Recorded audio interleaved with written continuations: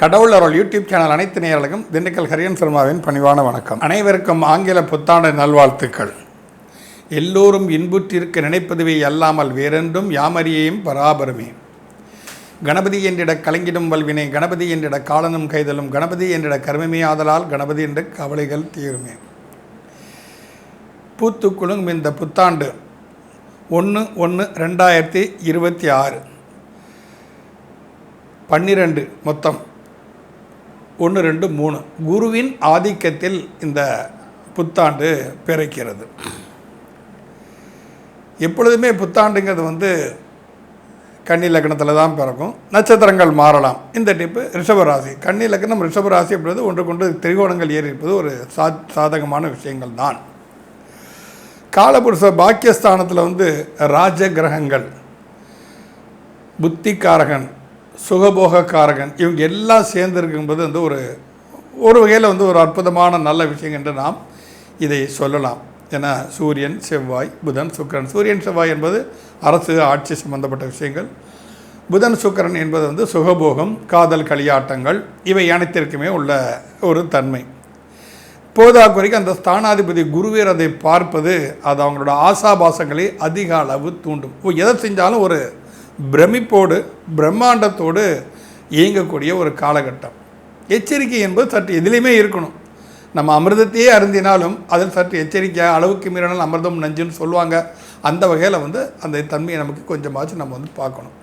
அந்த வகையில் பார்க்கும்போது ஒரு 1/1/2026 என்பது அனைவருக்கும் ஒரு அற்புதமான ஆண்டாக விளங்கி அனைவரும் சீரும் சிறப்போடு வாழ வேண்டும் என்று உங்கள் அனைவர் சார்பாகவும் எல்லாம் வல்ல ஈசனை நான் பிரார்த்திக்கிறேன். இந்த கன்னியா லக்னத்திற்கு சுகஸ்தானத்தில் சூரியன், செவ்வாய், புதன், சுக்கிரன் பாக்கியாதிபதி, லக்னாதிபதி, கர்மஸ்தானாதிபதி, அஷ்டமாதிபதி, 3 என்று முயற்சி ஸ்தானாதிபதி, இவர்கள் பாக்கியாதிபதி, இவர் எல்லாருமே இணைந்திருப்பது என்பதுன்னா ஒரு புதுவிதமான முயற்சியினால் இந்த உலகத்தில் உள்ள மக்கள் அனைவருமே பல நற்பலன்களை அடைவதற்குண்டான சாத்தியக்கூறுகள் இங்கே இருக்கின்றன. 7ஆம் இடத்தில் உழைப்புக்காரகன் சனி பகவான் அமர்ந்திருக்கிறார். அப்போ உழைப்பில் மக்களின் கவனம் அதிகமாக சேர்ந்து உலகெங்கும் இந்த உழைக்க வேண்டும் என்ற ஒரு உன்னத தன்மை வெளிப்படும், கட்டியமாக வெளிப்படும். குருவோட பார்வையினால் ஒரு ஆன்மீக எண்ணங்கள் மேலோங்கும். இங்கே என்ன அப்படின்னு சொன்னால், அரசியல்வாதிகள் சற்று தங்களுடைய ஈகோவை விட்டுவிட்டு மக்களுக்கு பயன்படுமான விஷயங்கள் எதுவோ அதில் தனது மனதை செலுத்தினால் அது மக்களும் இன்புறுவர், ஆட்சியாளர்களும் நிலைத்து நிற்கக்கூடிய ஒரு சந்தர்ப்பம் அவர்களுக்கு வரும். இந்த குரு அதிசாரமாகி இந்த வருடம் பூராம் ஒரு 3-4 ராசிகளுக்கு 4 முறை பயிற்சி செய்கிறார். மிதுனத்திலிருந்து கடகத்துக்கு வருவார். இப்போ மிதுனத்துக்கு போகிறாரு. மிதுனத்து கடகத்துக்கு வராரு. கடகத்துலேருந்து சிம்மத்துக்கு வராரு. சிம்மத்து மறுபடியும் கடகத்துக்கு போவார். இந்த புது வருடம் ஆரம்ப காலகட்டங்கள் அந்த மாதிரி தான் இருக்கும். அப்போ 4 முறை ராசிகள் மாறினால் குருவின் ஸ்திரத்தன்மையற்ற தன்மை இருப்பதால் மேல் அதிகாரத்தில் உள்ளவர்கள், ஆட்சியர்கள் ஒரு ஸ்திரத்தன்மையற்ற முடிவுகளை, எதிர்பாராத விதமான முடிவுகளை எல்லாம் அவர்கள் எடுக்க வேண்டியது வரும். ஏன்னா திடீர்னு ஒரு இன்சிடென்ட் நடந்துருச்சு அப்படின்னு சொன்னால் அந்த நேரத்தை நம்ம பிளான் பண்ணிவிட்டு யோசிச்சுட்டு உட்காந்து தான் முடியாது. சடன் ஆப்ஷனுக்கு இப்போ பேரிடர் வந்துருச்சு அப்படின்னு சொன்னால் அதுக்காக நிதியை நம்ம கடன் கேட்டு உலகம் வங்கியெல்லாம் அலைய முடியாது. அந்த நேரத்தை இருக்கிறத வச்சு நம்ம இந்த பேரிடரை சமாளிக்கணும். அந்த தன்மை தான் அரசாங்கம் செஞ்சுக்கிட்டு இருக்காங்க, நல்லாவே செஞ்சிட்ருக்கிறாங்க அந்த விஷயத்தை. அதுபோல் ஒரு திடீர் ஒரு ஏற்ற இறக்கங்கள் வரும் பொழுது ஆட்சியாளருக்கு சற்று அது தலைவலியாகத்தான் இருக்கும். இப்போ தங்கம் விலை, மிதுனத்தில் குரு தங்கம் விலை கண்டிப்பாக ஏறும்.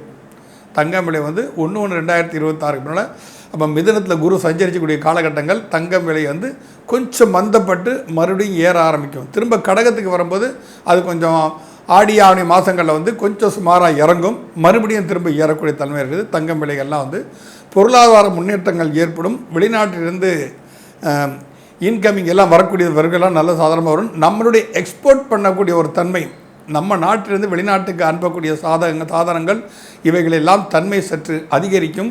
இதனால் வேலை வாய்ப்புகள் அதிகமாக உருவாகும். வருமானம் பாரத நாட்டிற்கு கண்டிப்பாக பெருகும். ஆனால் அனைத்திலுமே ஒரு பிரேக் டவுன் என்பது கண்டிப்பாக உண்டு. ஒரு ஸ்பீட் பிரேக்கர்னு சொல்லுவாங்க. இந்த ஸ்பீடு பிரேக்கர் தான் சமாளிச்சிடலாம், செவத்தையே எழுப்பிச்சா என்ன செய்கிறது, இந்த மாதிரி சூழ்நிலையெல்லாம் கண்டிப்பாக வரும். இதையும் ஆட்சியாளர்கள் தங்கள் மனதில் வைத்து கொண்டு செல்வதும், அதாவது ஜோதிடம் என்பது ஒரு எச்சரிக்கை உணர்வு. இதெல்லாம் நடக்க சந்தர்ப்பங்கள் இருக்கின்றன, எச்சரிக்கையாக இருக்கணும். ஏன்னா எல்லோரும் நல்லா இருக்கணும். நீங்கள் இருக்கிற அந்த பூமியில் தான் நாங்களும் இருக்கிறோம். அதனால் நாங்களும் நல்லா இருக்கணும், நீங்களும் நல்லா இருக்கணும், எல்லாருமே நல்லா இருக்கணும்.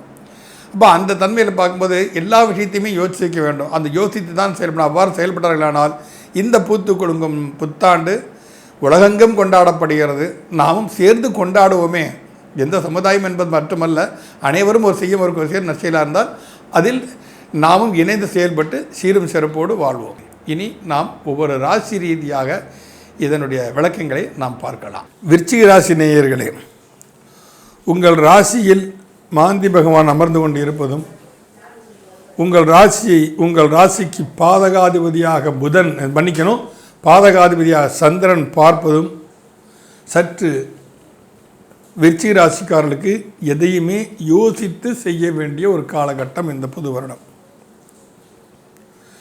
2-5 கூடிய குரு பகவான் உங்கள் ராசிக்கு 2ஆம் இடத்தையும் உங்கள் ராசியும் விரயத்தையும் முன்னே பின்ன பார்ப்பது என்பது ஒரு பாடிகார்ட் மாதிரி, ஒரு செக்யூர், உங்களுக்கு பாதுகாப்பு கொடுக்கும். சோதனைகள் அதிகமாக வரும்.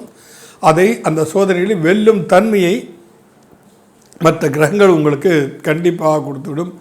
அதே சமயத்தில் எச்சரிக்கை மிகுந்த ஒரு காலகட்டமாகத்தான் இது இருக்கிறது.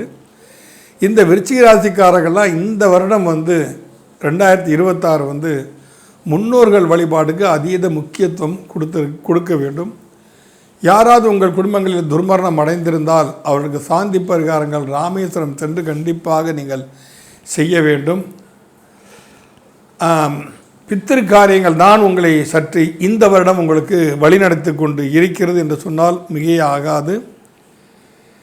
ஏன்னா உங்கள் ராசி இப்போ யாரெல்லாம் பார்க்குறாங்கன்னா யாருடைய பார்வையுமே இல்லை. சந்திரன் பத்திரம் பார்க்குறார். அந்த சந்திரனும் உங்கள் ராசிக்கு பாதகாதிபதி. என்னையாது எப்போ கேட்டாலும் யாரை கேட்டாலும் விருச்சிக ராசிக்கு இதையே சொல்கிறீங்க. உங்கள் வருத்தம் புரிகிறது. என்ன செய்வது? காலத்தின் கோலம் அல்லவா. நம்ம பூர்வீக கர்மாவைக்கு ஏற்பத்தான் இந்த வருடம் நாம் இந்த பூமியில் ஜனிக்கிறோம். அப்போ அதுக்குண்டான தன்மைகள்லாம் கண்டிப்பாக நம்ம அனுபவித்து தான் தீரணும். அமைதியை கடைப்பிடிப்பது நல்லது. ஏன்னா லக்னத்திலேயே மாந்தி உட்கார்ந்துருக்கான். அமைதியை கடைப்பிடிப்பது நல்லது. அகலக்கால் வைக்காமல் இருப்பது நல்லது. ஏதாவது தொழில் தொடங்க வேண்டும் என்று சொல்லப்போனால் நீங்கள் உங்களுடைய மனைவியின் பெயரில் தொடங்கலாம். இல்லை நல்ல நட்பர்களோடு கூட்டு வைத்துக் கொள்ளலாம். மனைவியை தொழிலில் இந்த ஒரு வருஷம் ஏற்கனவே பிஸ்னஸ் நடந்துகிட்ருக்கியா, விருச்சிக ராசி கொஞ்சம் சுமார் தான் சொல்கிறாங்க. என்ன செய்யலான்னா மனைவிக்கு அதிகமாக முக்கியத்துவம் கொடுக்கல். மனைவியை அலுவலகமாக இருந்தாலும் அலுவலகத்தை உட்கார வைக்க. ஆனால் வேலை பார்க்குறவங்க கொண்டாடி உட்கார வைக்க முடியாது. அதனால் மனைவியின் சொல் கேட்டு நடந்து சென்றாலே நீங்கள் போரும். எதையுமே சரிம்மா விடுமா, இன்றைக்கி பார்த்துக்கிறேம்மா, நாளைக்கு பார்த்துக்கிறேம்மா, நான் செய்கிறேம்மா, அப்படி போயிருங்க நீங்கள். அது ரொம்ப நற்பலங்கள் கண்டிப்பாக நடக்கும்.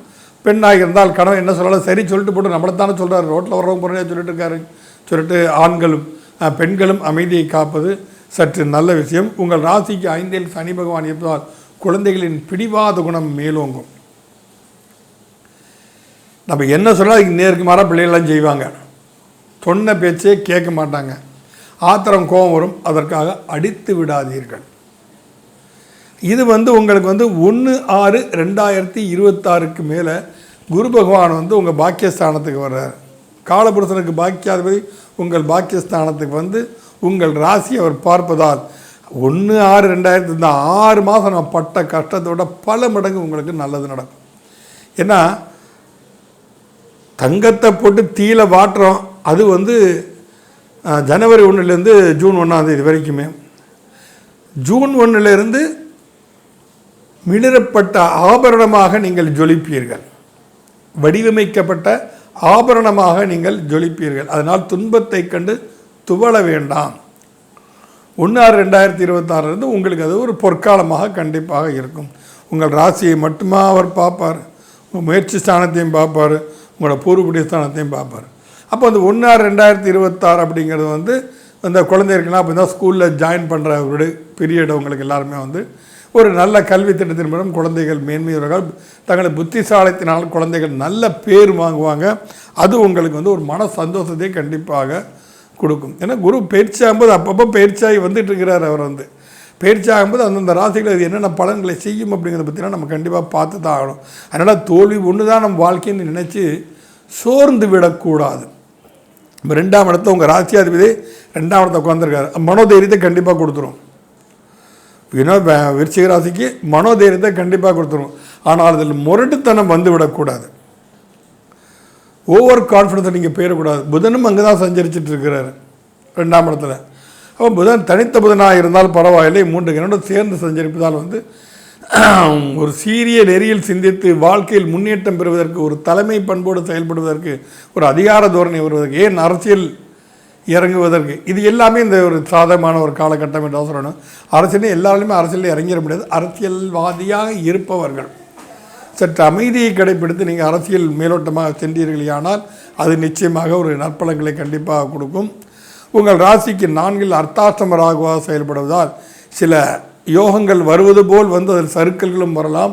இப்போ யாரோ ஒருத்தர் உங்களுக்கு பணமே கொடுக்குறாரு, அந்த பணத்தை அவர் ஏன் நமக்கு கொடுக்குறாருன்னு 100 தடவை யோசிக்காம அந்த பணத்தை நீங்கள் வாங்கக்கூடாது. ஏன்னா அது வந்து உங்களுக்கு யோகத்தையும் தரலாம், தேவையில்லாத பிரச்சனையிலையும் உங்களை சிக்கல வச்சிடலாம்.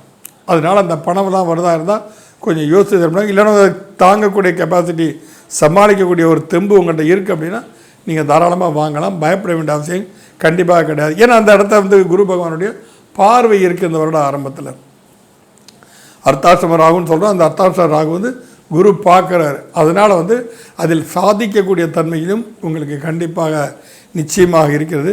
விருச்சிக ராசிக்கு பொறுத்த வரைக்கும் இது ஒரு ஓரளவு, அதாவது சற்று ஏற்றத்தாழ்வு மிக்க ஒரு வருடமாகத்தான் இந்த வருடம் நமக்கு இந்த கிரகச்சாரங்கள் நமக்கு காட்டுகின்றன. விருச்சிக ராசிக்காரர்கள்லாம் வேறு ஒன்றும் செய்யாதீங்க. அமைதியாக துர்க்கை வழிபாடு பண்ணுங்கள், சஷ்டி கவசம் படிங்க, முடிஞ்சால் ஒரு தடவை பழனிக்கு போயிட்டு வாங்க. எல்லாம் திருச்செந்தூர் போகலாம், சுவாமி மலைக்கு போகலாம், திருப்பரங்குன்றம் போகலாம், மருதமலைக்கு போகலாம், பழமுதிரி சோலைக்கு போகலாம், திருத்தணிக்கு போகலாம், எல்லா இடத்துக்கும் போகலாம். ஆனால் நீங்கள் பழனிக்கு ஒரு தடவை போயிட்டு வந்தீங்கன்னா, அதுவும் ஒரு செவ்வாய்க்கிழமை போயிட்டு வந்தீங்கன்னா, அதுவும் வந்து காலையில் வந்து கிரிவலம் வரணும்.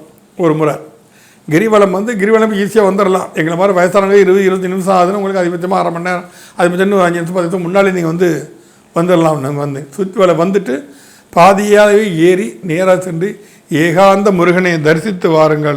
பழனிக்காரர்களுக்கெல்லாம் அடிக்கடி ஒவ்வொரு செவ்வாய்க்கிழமை அட்லீஸ்ட் பாத விநாயகராக தரிசனம் பண்ணிட்டு வாங்க. நீங்கள் இந்த விருச்சிக ராசிக்காரங்களுக்கும் இது வந்து ஏற்றத்தாழ்வு இருந்தாலும் சாதிக்கக்கூடிய நல்ல ஆண்டாக தான் அமையும். நன்றி, வணக்கம். கடவுள் அருள் டிவியை பார்த்தமைக்க நன்றிகள். மேலும் இது போன்ற தகவல்களை தெரிந்து கொள்ள கடவுள் அருள் டிவியை சப்ஸ்கிரைப் செய்யுங்கள். மறக்காமல் பெல் ஐக்கானை கிளிக் செய்யுங்கள்.